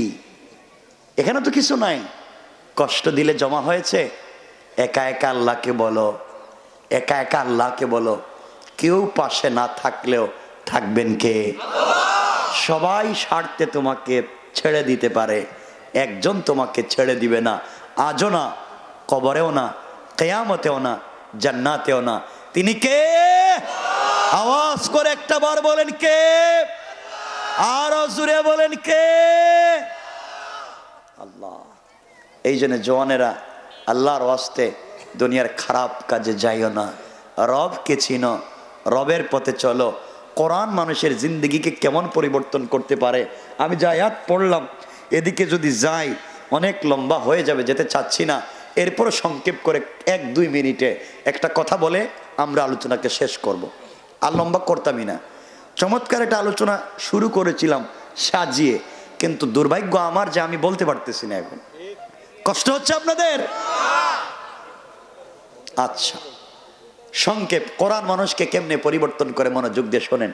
এই জন্য কোরআন আমাকে আপনাকেও পরিবর্তন করতে পারে। আফসোস হচ্ছে আমরা সেই পথে চলতে পারলাম না। আমার মুসলমান বন্ধুগণ, গভীর মনোযোগ, কথাগুলা দিল দিয়ে শোনো মুসলমানেরা। তারিখে ইবনে জারির তাবারিতে চমৎকার করে যেই কথাটা নিয়ে এসেছেন, কথাগুলা মনোযোগ দিয়ে শোনো। কোরআন কেমনে মানুষের জিন্দেগিকে পরিবর্তন করে দিতে পারে। এই দুনিয়ার জমিনে রাসূল পাক সাল্লাল্লাহু আলাইহি ওয়াসাল্লামের ইন্তেকালের পরে এই জমিনের খলিফা হয়ে গেলেন সিদ্দিকে আকবর। দুনিয়ার জমিনে খলিফা হয়ে গেলেন সিদ্দিকে আকবর। সিদ্দিকে আকবর যখন খলিফা, তখন এই রাষ্ট্রের প্রধান বিচারপতি, চিফ জাস্টিস হযরত ওমর, এই রাষ্ট্রের প্রধান নির্বাহী পরামর্শদাতা হযরত আলী, হযরত ওসমান। রাষ্ট্র চলতে লাগলো। এই রাষ্ট্রে যিনি বসে আছেন খলিফা, তিনিও রাসূলের খাদেম। যিনি রাষ্ট্রের প্রধান বিচারপতি, তিনিও রাষ্ট্রের প্রধান বিচারপতি, যিনি রাসূলের খাদেম। যিনি রাষ্ট্রের নির্বাহী পরামর্শদাতা আলী এবং ওসমান, তারাও রাসূলের খাদেম। রাষ্ট্র চলতে লাগলো। একদিন ফজরের সালাত পড়ে সিদ্দিকে আকবর মসজিদে নববীতে বসা। হযরত আলী, ওসমান সকলে বসে আছেন। এমন সময়ে হযরত আলী বসে আছেন, ওমর বসে আছেন। এমন সময়ে হযরত ওসমান গিয়ে হাজির হলেন। ডাক দিয়ে বলছেন, ভাই আবু বকর রে, আপনার কাছে আমি জানতে চাই, আপনি রাষ্ট্রের খলিফা, আপনার কাছে আমি জানতে চাই এই রাষ্ট্র আপনি কি দিয়ে চালান। সিদ্দিকে আকবর জবাব দিচ্ছেন, আবু ওমর রে, ওসমান সাহেব, এই রাষ্ট্র আমি কোরআন দিয়ে চালাই আর রাসূলের রেখে যাওয়া সুন্নাহ দিয়ে রাষ্ট্র চালাই। ওসমান ডাক দিয়ে বলছেন, আবু বকর, এই রাষ্ট্র যদি আপনি কোরআন দিয়ে চালান, আমি আপনার কাছে জানতে চাই এই রাষ্ট্রে যদি কোনো নাগরিক না খেয়ে মারা যায়, আপনার কি আল্লাহর আদালতের জবাব দিয়ে করা লাগবে? সিদ্দিকে আকবর দাঁড়িয়ে গেলেন আর ডাক দিয়া বলছেন, শোনো ওসমান, যেই রাষ্ট্র কোরআন দিয়া চলে, যেই রাষ্ট্র এখন পর্যন্ত কোরআন জিন্দা, ওই রাষ্ট্রে একজন নাগরিক যদি না খেয়ে মারা যায়, তার জবাব দেওয়ার কথা তুমি বলেছ। এই রাষ্ট্রে যদি একটা বিড়াল না খেয়ে মারা যায়, একটা কুকুর বিনা চিকিৎসায় মারা যায়, অর্থাৎ সৃষ্টির কোনো প্রাণী যদি তার অধিকার থেকে মাহরুম হয়, আল্লাহর আদালতে জবাবদিহি করা লাগবে। কারণ যেই জমিনে কোরআন দিয়ে ইনসাফ কায়েম হয়ে যায়, এখানে সকল সৃষ্টি তার অধিকার পেতে বাধ্য। সুতরাং এই রাষ্ট্রে যদি একটা বিড়াল, একটা কুকুরও তার অধিকার থেকে বঞ্চিত হয়ে যায়, আল্লাহর আদালতে আমাকে জবাবদিহি করা লাগবে। হযরত ওসমান দাঁড়িয়ে গেলেন আর ডাক দিয়ে বলছেন, শোনো আবু বকর, শোনো, আমি এই মাত্র এসেছি। আপনার দেশের একজন নাগরিক এই মুহূর্তে বৃদ্ধা মানুষ, একজন মহিলা, যার ঘরে 3 দিন পর্যন্ত খাবার নেই। আজকে 4 নাম্বার দিন, সকাল শুরু হয়ে গিয়েছে, মহিলার ঘরে কোনো খাবার নাই। বৃদ্ধা মহিলা, বিধবা মহিলা, চুকেও দেখেন না, অন্ধ। আপনি বলেন তো, এই মহিলার যে হক আদায় করলেন না, কেমন জবাব দেওয়া লাগবে? সিদ্দিকে আকবর দাঁড়িয়ে গেলেন আর চুকের পানি ছেড়ে বললেন, উসমান রে, নতুন খলিফা হয়েছি, সবার ঘরে ঘরে গিয়ে খবর নিতে পারলাম না। কথা আমাকে বলে দিয়েছ, আমি শুনে ফেলেছি। আগামীকাল কেন এই মুহূর্তে থেকে এই মহিলার ঘরের খাবার পৌঁছে দেব। ওসমান ডাক দিয়ে বলছেন, আবু বকর, আপনি শুধু খাবার পৌঁছে দিলে মহিলা খাবে কেমনে?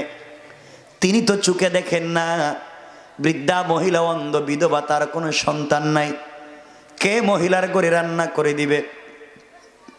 কে মহিলার ঘর ঝাড়ু দিয়ে দিবে? কে মহিলার কাপড়গুলো দৌত করে দিবে? কে মহিলার ঘরের খিদমত গুলা করে দিবে?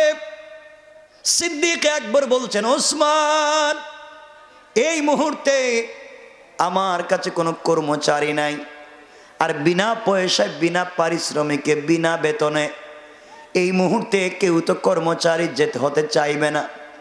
একটু চিন্তা করে দেখি কাউরে কোনো জায়গায় পাওয়া যায় কিনা। পিন পতন নীরবতা বিরাজ করছে মদিনার মসজিদে, কেউ যখন কোনো কথা বলছে না। সিদ্দিক আকবর চোখের পানি ছেড়ে ছেড়ে কাঁদতেছেন, মহিলার বাড়িতে কাকে দিবেন। এমন সময় ওই রাষ্ট্রের প্রধান বিচারপতি চিফ জাস্টিস দাঁড়িয়ে গেলেন।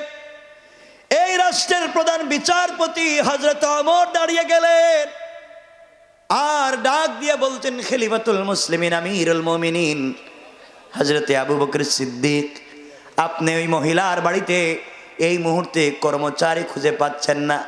কোনো মানুষকে মহিলার বাড়িতে কর্মচারী নিয়োগ দেওয়ার দরকার নাই। এই মুহূর্তে আমি ওমর এই মহিলার বাড়িতে বিনা পয়সায় পারিশ্রমিক ছাড়া এই মহিলার বাড়িতে খিদমত করে দিতে চাই। আল্লাহু আকবার। যে ওমরের কাছে মানুষের মাথা কাটা ছিল ডাল ভাত, পয়সা দিলে সকালে লাগবে না বিকালে লাগবে, পয়সা দিলেই মাথা কেটে দিতে পারতো। যে লোকটা রাসূল পাককে হত্যা করবার জন্য বের হয়েছিল, আর এই লোকটা আজকে বলছে আমি একজন বিধবা মহিলার বাড়িতে বিনা পয়সায় কাজ করে দেব। আল্লাহু আকবার বললেন না? কোন শিক্ষা তাকে পরিবর্তন করেছে? কথা বললেন না? আল্লাহ বলেছেন লিতুখরিজান নাস মিনাজ যুলুমাতি ইলান নূর, কোরআনই পড়ে সমাজের অন্ধকার দূর করে দিতে। আজকে কেউ যদি গ্রামের নেতা হয়, কেউ যদি ওয়ার্ডের নেতা হয়, তার যে ক্ষমতার প্রভাব দেখায়, কোরআন যদি জমিনে জিন্দা হয়ে যেত, কোন মানুষ তার অধিকার থেকে বঞ্চিত হতো না। ঠিক কিনা বলেন? আজকে আমাদের যে ক্ষমতার যে পাওয়ার, আমার বন্দেগান কষ্ট হচ্ছে আপনাদের? হযরতে ওমর ফারুক রাদিয়াল্লাহু তাআলা আনহু বলছেন আমি মহিলার বাড়িতে কাজ করব। ওমর যখন বলছেন এই মহিলার বাড়িতে কাজ করবেন, তখন তিনি রাষ্ট্রের কি কথা বলছেন না কেন? একজন একটা রাষ্ট্রের প্রধান বিচারপতি, একবারে সুপ্রিম পাওয়ার। এই লোকটা বলছে বিনা পয়সায় কাজ করবে। কি পরিবর্তন করে দিয়েছে আল কোরআন। আমার বন্ধুগণ, সিদ্দিক আকবর বলছেন শোনা আমার, তুমি রাষ্ট্রের প্রধান বিচারপতি, এই মুহূর্তে তুমি বলছো এই মহিলার বাড়িতে কাজ করে দিবা। তুমি কেমনে কাজ করবা? তুমি না রাষ্ট্রের এত বড় দায়িত্বে। ওমর ডাক দিয়ে বলছেন আবু বকর, আমি প্রতিদিন অফিসে যাওয়ার আগে সকালবেলা মহিলার বাড়িতে কাজ করব, বিকেল বেলা অফিস থেকে বাড়িতে যাওয়ার সময় রাস্তায় মহিলার বাড়িতে কাজ করে দেব। এর মাধ্যমে কোনোভাবে আমি আল্লাহকে সন্তুষ্ট করতে চাই। চিন্তা করেন কেমনে জমিনটাকে পরিবর্তন করে দিয়েছেন আল্লাহ। সিদ্দিক আকবর দাঁড়িয়ে বললেন শোনা আমার, এতগুলা মানুষের সামনে স্বেচ্ছায় তুমি দায়িত্ব নিয়েছো, আজকে থেকে তোমার দায়িত্ব শুরু হয়ে গেল।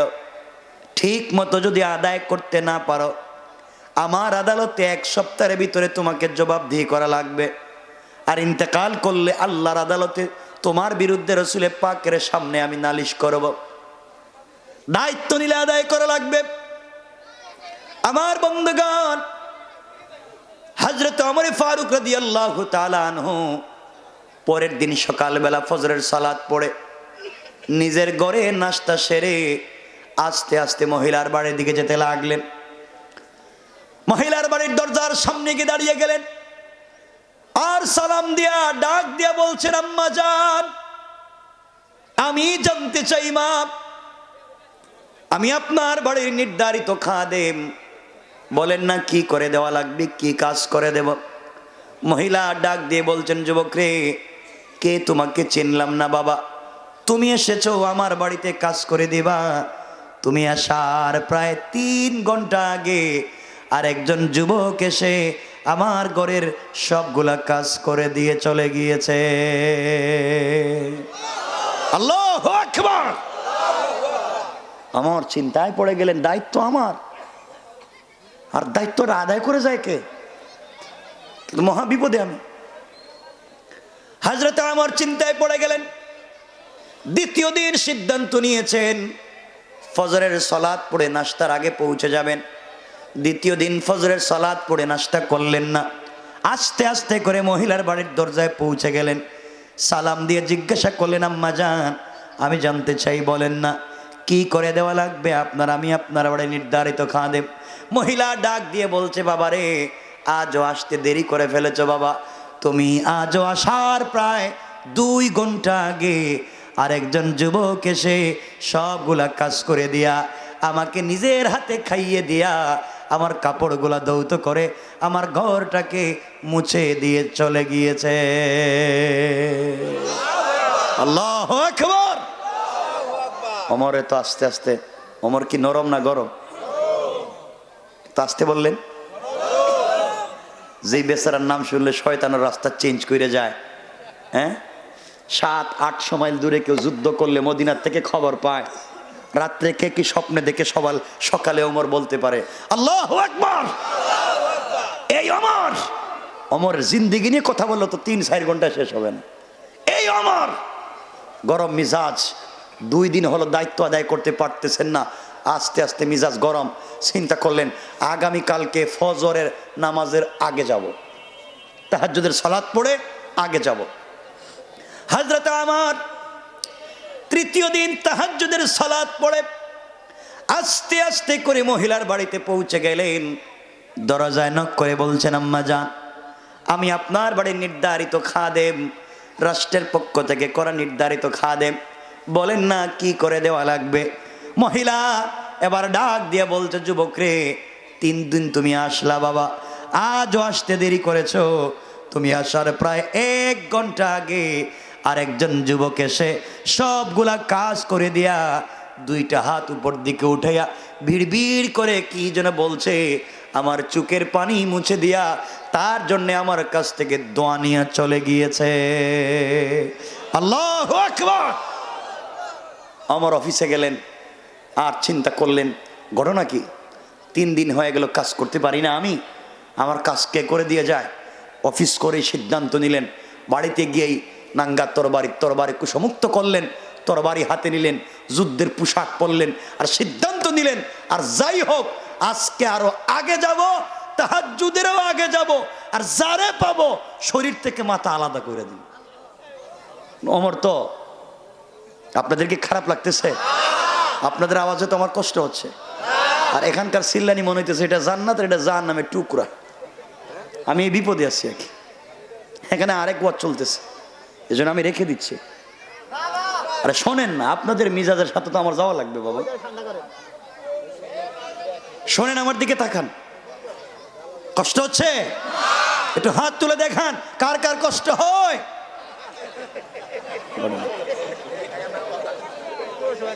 কষ্ট হইতেছে? এতক্ষণ ওয়াজ করলাম, ধৈর্যের সাথে বসে রয়েছি এখনো, আর আপনাদের কষ্ট হচ্ছে? হাত উঠান কেন বারবার? মানে এটা উঠতে জায়গা। এই যে আপনাদেরকে যে আমি বলতেছি কথা, এটার অর্থ হচ্ছে একটু বিনোদন। এর মানে কি জানেননি? এটা হচ্ছে আপনাদেরকে আমার দিকে মোতাবাজ্জা করা, আমি যা বলতেছি তা যেন অন্য মনস্ক না থাকেন। রাসূল পাক এটা করতেন, আমি যে বানায়া নতুন একটা আবিষ্কার করছি এটা নয়, রাসূলও বিনোদন করতেন না? সুবহানাল্লাহ নাই? আমি কি বানায়া বলতেছি? আর রাসূলও চিত্ত বিনোদন করতেন মনে হয়ে গেছে, বলে দিমু একটা 1 মিনিটে। আপনারা তো শুধু বলেনই বলবেন, বলে দিব রাসূল কেমনে বিনোদন করতেন জানেননি? 1 মিনিটে শোনেন। রাসূল পাক সাল্লাল্লাহু আলাইহি ওয়াসাল্লাম একদিন মসজিদে নববীতে বসা। কোথায়? আমার দিকে তাকান, কোথায়? সকল সাহাবায়ে কেরাম বসা, সব সাহাবায়ে কেরাম বসে রয়েছেন। হঠাৎ নবীজি বলছেন, শোনো সাহাবীরা, আজকে কিন্তু দুপুরে তোমাদেরকে আমি দুপুরের পরে সন্ধ্যার আগে তোমাদের সবাইকে খাওয়াবো, নাস্তা করাবো। আলী ছিল কাছে বসা। আলী বলতেছে, ইয়া রাসূলুল্লাহ ঘটনা কি? আপনি যে এতগুলা মানুষের দাওয়াত দিতেছেন, খাওয়াইবেন, আমি না একটু আগে আপনার ঘর থেকে এলাম, রাত্রেও তো খাইছেন না কিছু, সকালেও তো ঘরে খান নাই কিছু, দুপুরেও তো কিছু নাই, ঘরের হেরাও খায় নাই, আমিও না খাই আইছি, আপনি ঘরে গিয়েও দেখবেন খাবার নাই, এতগুলা মানুষের দাওয়াত দিতেছেন, কই থেকে খাওয়াইবেন? নবীজি বলছেন, আলী একটু থামো, ভাল লাগতেছেন এমনি, মন মানসিকতা খারাপ, একটু মজা করতে চাই। ইয়া রাসূলুল্লাহ, আপনি মজা করলেও তো যারা বসছে হেরা কি আর আপনার মজা বুঝবো? খাওয়াইতে হইব, পিছন থেকে একজন বলছে, ইয়া রাসূলুল্লাহ, আমি রেডি, না খাইয়া কিন্তু মসজিদ থেকে যাইতাম না। সুবহানাল্লাহ বললেন না? আর হযরত ওসমান জিন্নরাইন আস্তে আস্তে করে বাইরে চলে যাইতেছে। নবীজি বলছেন, ওসমান যাও কে রে? হুজুর আমার লজ্জা হইতেছে। ওসমান তো এমনি লজ্জাশীল মানুষ, কথায় কথা চলে আসে। হাদিস, বুখারীর হাদিস। উসমানকে তো ফেরেশতারা শুধু লজ্জা পায় না, আল্লাহ লজ্জা পান, রাসূলও লজ্জা পান। সুবহানাল্লাহ পড়েন। কথার নাম লতা, কই চলে যায়, কথায় কথা চলে আসছে। নবীজি নিজের ঘরে শুয়ে আছেন। কার ঘরে? কথা কন। নিজের ঘরে শুয়ে আছেন মানে এখানে স্ত্রী আছেন, হয়তো আয়েশা ছিলেন। তো এখানে কি আমার মতো জুব্বা জব্বা পুরে বসা লাগবে? ঘরে তো স্বাভাবিক থাকা যায়। তো রাসূল স্বাভাবিক পোশাক পরে শুয়ে আছেন। এমন সময় একজন গিয়ে দরজায় নক করে বলে সালাম দিয়েছেন, আসসালামু আলাইকা ইয়া রাসূলুল্লাহ। নবীজি বলছেন, কে? না আবু বকর। নবীজি বলছেন, আসো। আবু বকর ঢুকছেন, ঢুকে দেখেন রাসূল শুয়ে আছেন, কাছে বইছেন। কিছুক্ষণ পরে আবার শুনেন সালাম দিয়ে বলছে, ইয়া রাসূলুল্লাহ, আমি কি আসতে পারি? নবীজি বলছেন, কে? না আমার। নবীজি বলছেন, আসো। উনি গিয়ে বসছেন। কিছুক্ষণ পরে আরেকজন আসছে, সালাম আস্তে আস্তে দিছে, ইয়া রাসূলুল্লাহ, আমি কি আসতে পারি? নবীজি বলছেন, কে? না ওসমান। থামো, তুমি থামো, দাঁড়ায় থাকো। সাহাবায়ে কেরাম চিন্তা করলেন, ঘটনা কি? আমরা নিজেরই দরজা খুলে ঢুকলাম, নবীজি এখন কোন থামো, ওসমানটা আসতে দিলেন না। ওসমান থামলেন দরজার বাইরে। নবীজি উঠলেন, নবীজি নিজে উঠলেন। আল্লাহু আকবার বললেন। নবীজি নিজে উঠলেন, স্বাভাবিক পোশাকের বিপরীতে পোশাক পরলেন। পোশাক পরে শরীর ঢেকে নিজের দরওয়াজা খুলে দিলেন। আরে জোরে পড়েন। ঘটনা এখানে শেষ না, বহুত লম্বা কেচ্ছা, সব শেষ।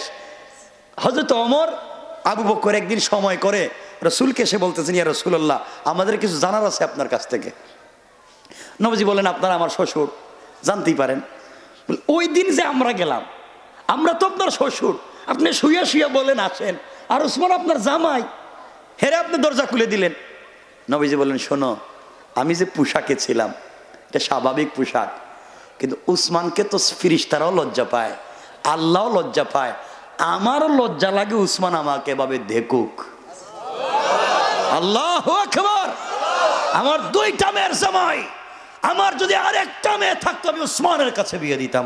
আল্লাহু আকবার। ওসমান তো ওই লোক। ওসমান পৃথিবীতে কিয়ামতের দিনে বহুতের সাক্ষী, বহুত কিছু আল্লাহর কাছে দিবে, আর ওসমানের সাক্ষী দিবে জীবন্ত আল কোরআন।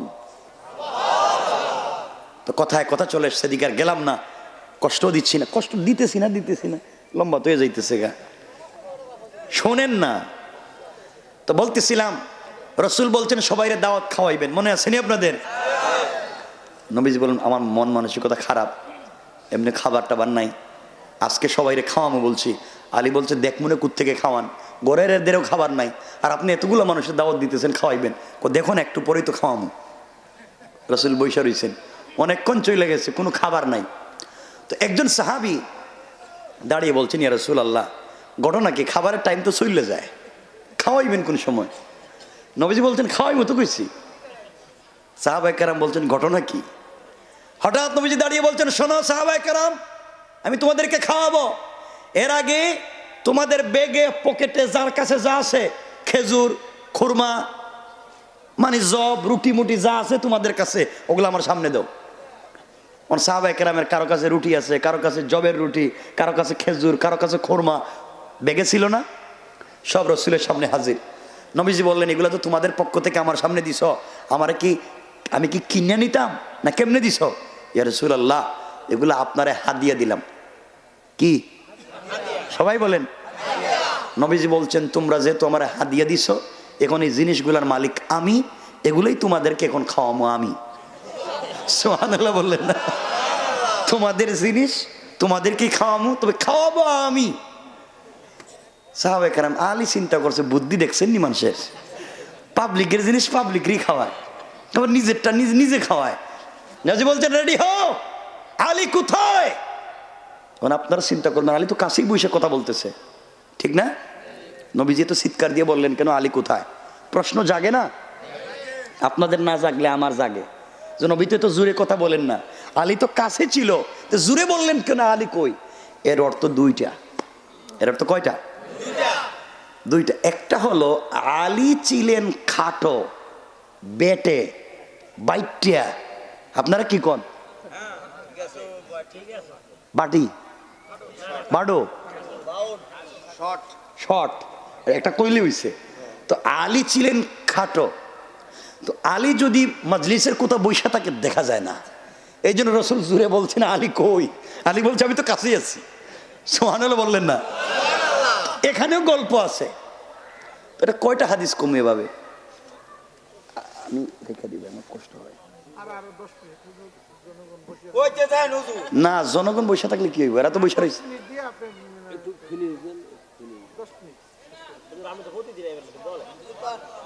আচ্ছা শোনেন, আচ্ছা শোনেন, আচ্ছা শোনেন না, আমি বলতেছি তো, শোনেন বলতেছি। বলতেছিলাম কি মনে আসেনি আপনাদের? কি আলী বেটে, আলী কি? এখানে একটা ঘটনা আছে, দেখেন কেমন বিনোদন ছিল সাহাবায়ে কেরামের মাঝে। হযরতে আবু বকর এবং হযরতে ওমর দুজন হচ্ছেন লম্বা। এই যে আমার হাত, খাটো না লম্বা? আর এই হাত থেকে মাথাটা খাটো না লম্বা? খাটো। তাহলে আবু বকর ছিলেন লম্বা, ওমর ছিলেন লম্বা, আর আলী ছিলেন খাটো। তো ওমর মাঝে মাঝে বলতেন, ভাই তুই তো বাইঠিয়া, তোমার কারণে সমাজে একসাথে চলতে পারি না। দুইজন লম্বা একসাথে ঘুরলে বাইঠা তুমি পিছনে পিছনে থাকো, কেমন কেমন লাগে জানি। তারা বলতেন লানা। কি লানা? আরবিতে লানা লিখতে লাম লম্বা, আলিফ লম্বা, আর নুন মধ্যখানে বাইটে, এই যে এতটুকু নুন, নক্তা একটা ছুডু, এই যে এতটুকু। তারা বলতেন দেখেন আলীও লম্বা, আবু বকরও লম্বা, আর তুমি নুনের মতো বাইঠিয়া মধ্যখানে পড়ে থাকো। আমরা যদি দুই পার্শ্বে তোমার না থাকতাম তাহলে তোমার জিন্দগি খবর আছিল। সুবহানাল্লাহ বললেন না? আলীরে বলতেছে ওমর আবু বকর। আলী কি সাইডা দেওয়ার লোক মনে করতেছেন? যদিও হাদিসে সহিহ না, রাসূল বলেছেন আনা মাদিনাতুল ইলমে ওয়া আলিয়ুন বাবুহা, আমি হচ্ছি জ্ঞানের রাজ্য, আর এই রাজ্যে প্রবেশের দরওয়াজা হযরতে আলী। আলী কি ছেড়ে দেওয়ার লোক? আলী বলতেছে ওমর কি বললা? কইছি তো, তুমি বাইটিয়া, আমাদের কারণে তুমি সমাজে মুখ দেখাইতেছো। আলী কয় শোনো, তোমরা আমার কারণে বাইচে আসো। সুবহানাল্লাহ বললেন। কি মজার আলাপ তাদের মধ্যে। আলী বলতেছে তোমরা বাইচে আসো আমার কারণে, সমাজে ইজ্জত পাইতেছো আমার কারণে, আমি যদি না থাকি তোমাদের এক পয়সারও সম্মান থাকবে না। সুবহানাল্লাহ না? ওমর বলতেছে, আবু বকর বলতেছেন ওমর আলী কি কয়? ইজ্জত সম্মান তো মাইরে ফেলিতেছে, তুমি কিছু কও। আলী বলতেছে আমি বলতেছি। শোনেন, আপনারা বলতেছেন লানা, লামও লম্বা নুনও লম্বা, লামও লম্বা আলিফও লম্বা, নুন বাইঠা।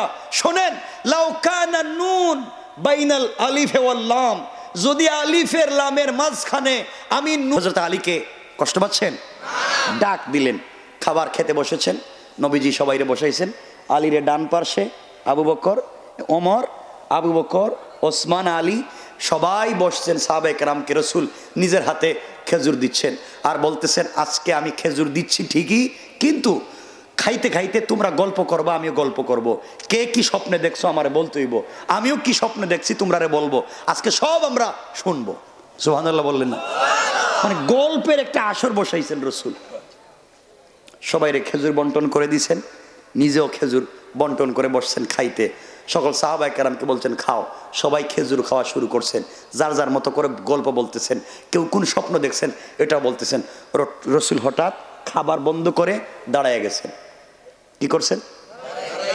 ঘুমাইছে আপনাদের? দাঁড়ায় বলতেছেন শোনো, খাবার বন্ধ করো, তোমাদের লজ্জা শরম নাই? আমি রাসূলের সামনে বৈশা এইভাবে একবার পেটুকের মতো রাক্ষসের মতো খাইতেছো? সাহাবায়ে কেরাম চিন্তা করেন ঘটনা কি। রাসূল তো জিন্দেগিতে এমন কথা বলেন না, আমরা কই খাইলাম, তার সামনে লজ্জা খাই না, আর বলতেছে আমরা বেশি খাইতেছি। ওমর বলছেন ইয়া রাসূলুল্লাহ ঘটনা কি? আমরা এমনি লজ্জা কম খাইতেছি, আপনি বলেন বেশি খাইতেছি। নবীজি বলেন কম খাইতেছো না? পেটুকের মতো আমার সামনে বৈশা লজ্জা শরম নাই, খাইতে আসো খাইতে আসো। আর উমর বলছেন বলেন না কে বেশি খাইছে? নবীজি বলছেন যার সামনে খেজুরের দানা খেজুরের বিচি বেশি সে সব থেকে বড় পেটুক, বেশি খাইছে। সুবহানাল্লাহ বললেন না? উমর তো এমনি গরম, লজ্জা দিতে দিতে পাবলিক সামনে রসুল দিতেছেন, উমর বাইরে হয়েছে খুঁজতে আছে কে বেশি খাইছে কে বেশি খাইছে। খুঁজতে খুঁজতে আইসা দেখে আলীর সামনে বিসির এক স্তূপ, এতগুলো বিসি আলীর সামনে রয়েছে। কই আলী তুমি এমনি বাইটিয়া আর এভাবে মানুষে খায়? এই যে লজ্জা শরম রসুলের সামনে ইজ্জত সম্মান সব নষ্ট করে দিতেছো, এটা কেমনে খাইলা? আলী চিন্তা করে আমি তো খাইলামই না, আমার এই বেইজ্জতটা করছে কে, আমার এই এতগুলা শরম দিতেছে কে রসুলের সামনে, আমি তো খাইলামই না। সাহাবায়ে কেরাম আলীর দিকে তাকাইতেছে আর মুস্কি মুস্কি হাসতেছে। একজন কই কিরে এভাবে খাস? আর একজন ঘটনা কি, তোরা তো দাওয়াতে নেওয়া যাইতো না? তো আলী তো দেখতেছেন ইজ্জত শেষ, আলী তো ছাইড়া দেওয়ার লোক না, দাঁড়ায় গেছে। রসুলের চাচাতো ভাই তো দাঁড়ায় গেছে। শোনো, মান সম্মান বাঁচাইতে হইব, এজন্য আমিও দাঁড়াইছি। শুধু আমি পেটুক না, আমার চাইতে বড় বড় পেটুক এখানে আছে, আমার চাইতেও বড় রাক্ষস এখানে আছে। সাহাবায়ে কেরাম বলছেন তুমি বুঝলা কেমনে? আমি তো খেজুর খাইয়া বিচিগুলা রাখছি, দানাগুলা রাখছি, আর এখানে মজলিসে এমনও পেটুক আছে খেজুর খাইছে খাইছে বিচিও খাইছে। সুবহানাল্লাহ বললেন না? সাহাবায়ে কেরাম বলছেন এই কামটা করলো কে? বিচি শুদ্ধ খায় ফেলাইছে। সাহাবায়ে কেরাম খুঁজতে লাগলেন, খুঁজতে খুঁজতে দেখেন নবীজির সামনে বিচি একটাও নাই, রসুলের সামনে একটা বিচি নাই। এর অর্থ কি রসুল বিচি শুদ্ধ খাইছে? বলেন খাইছে? বরং রসুল খেজুর গুলো খাইয়া বিচি গুলো আলীর সামনে রেখে দিচ্ছে। সুবহানাল্লাহ বললেন না? একজন মেয়ের জামাই আর একজন শ্বশুর, কেমন বিনোদন, কেমন ভালোবাসা ছিল পাবলিকের সামনে। আর আমাদের এই দেশের শ্বশুর আর জামাই, মাদারীপুরের শ্বশুর আর জামাই যদি রাস্তা দিয়া এই কুয়াশার মধ্যে ঠান্ডা দিয়ে হাইটা যায়, কিছু দূর যাওয়ার পরে জামাই কয় আব্বা আমার তো ঠান্ডা লাগতেছে। কই কি করতাম? কয় আপনার কাছে সিগারেট আছে? সিগারেট সিগারেট থাকলে আমার একটু দেন। অর্ধেক খাইয়া অর্ধেক দিতেছে, আর দুজন গলায় গলা লাগাইয়া লঙ্গি উল্টাইয়া দুলাবাইয়ের মতো হাঁটতেছে। কথা কন না কেরে? এর কারণ পরিবারে দিন নাই, কোরআনের শিক্ষা নাই। কথা বুঝতে পেরেছেন? আমি সব কথার শেষে শিক্ষার জন্য বলতেছি বাবা। সুতরাং পরিবারকে সুন্দর করতে হলে, সমাজকে সুন্দর করতে হলে লাগবে কোরআনের শিক্ষা। কোরআনের কিসের শিক্ষা? মনে আসেনি এই কোরআনের শিক্ষায় প্রধান বিচারপতি হযরত ওমর এখন মহিলার ঘরের কর্মচারী? মনে আসেনি? না ভুলে গেছেন গা? আমার মুসলমান বন্ধুগণ গভীর মনোযোগ, কথাগুলা দিল দিয়ে শুনে এবার রেখে দিচ্ছি। চতুর্থ দিন হযরত ওমর ফারুক রাদিয়াল্লাহু তাআলা আনহু তরবারি হাতে নিয়ে গভীর রজনীতে তাহাজ্জুদের সালাতের আগে আস্তে আস্তে পৌঁছে গেলেন মহিলার বাড়িতে। মহিলার বাড়ির দরজায় পৌঁছে গেলেন। দরজায় পৌঁছে দেখেন ঘরের ভিতরে কার যেন গলার শব্দ শোনা যায়, মিটমিট করে আলো জ্বলতেছে। বুঝতে পারলেন, এবার ধরতে পেরেছি যুবক ঘরের ভিতরে আছে। অন্ধকারের ভিতরে হযরত ওমর তরবারি নিয়ে দাঁড়িয়ে আছে, ঘর থেকে বের হলে মেরে ফেলবে। কিছুক্ষণ পরে ঘর থেকে একটা যুবক আস্তে করে পা দিয়া ঘর থেকে বের হয়ে চলে যায়। আমার ডাক দিয়া বলছেন, যুবককে তুমি দাঁড়িয়ে যাও। আমি ওমর বলছি তুমি হাত উঠে সারেন্ডার হয়ে যাও। আমার হাতে খোলা তরবারি, না দাঁড়ালে কিন্তু শরীর থেকে মাথা আলাদা করে দেব। ওমরের গর্জন শুনে আগন্তুক যেখানে ছিল পা ওখানে রেখে হাত উঠাইয়া মাথাটাকে নিচের দিকে করে সারেন্ডার হয়ে গেলেন। আমার আস্তে আস্তে করে আগন্তুকের কাছ পর্যন্ত পৌঁছে গেলেন। জওয়ানের কাছে গিয়ে নিজেকে আর সামলিয়ে রাখতে পারলেন না, হাউমাউ করে কান্না শুরু করে দিলেন। হাত থেকে তরবারি ফেলে দিলেন, শরীর কাঁপতে লাগলো। হযরত ওমর তাকাইয়া দেখেন ঘর থেকে যে যুবকটা বের হয়ে সামনে তার হাত উপরের দিকে উঠে সারেন্ডার হয়, মাথাটাকে নিচের দিকে করে দাঁড়িয়ে আছে, সে আর কেউ না, তিনি হলেন এই রাষ্ট্রের খলিফা হযরতে আবু বকর। আল্লাহু আকবার। কোরআন কোথায় মানুষকে নিয়ে যায়। হযরতে আবু বকর দাঁড়িয়ে আছেন, আমার চোখের পানি ছেড়ে জড়িয়ে ধরলেন আর ডাক দিয়ে বললেন, ভাই আবু বকর খলিফাতুল মুসলিমিন, আপনি কেন মহিলার ঘর থেকে বের হলেন? আপনি না এই রাষ্ট্রের খলিফা, আপনি না আমাকে দায়িত্ব দিয়েছিলেন, কেন এই প্রতিদিন ওই মহিলার বাড়িতে আপনি এসে কাজগুলা করে দিয়ে যান? সিদ্দিক আকবর চোখের পানি ছেড়ে ডাক দিয়ে বলছেন, ভাই ওমর রে, তোমার আগে আমি খলিফা হয়েছি, এর অর্থ হলো তোমার আগে আল্লাহর আদালতে আমাকে জবাবদিহি করা লাগবে। জবাবদিহিতার ভয় আমার ভিতরে যখন ঢুকে যায়, আল্লাহর ইনসাফের আদালতে আমাকে জবাবদিহি করা লাগবে, এই ভয় যখন আমার ভিতরে ঢুকে যায়, তখন বিছানায় পিঠ লাগাইয়া ঘুমাতে পারি না।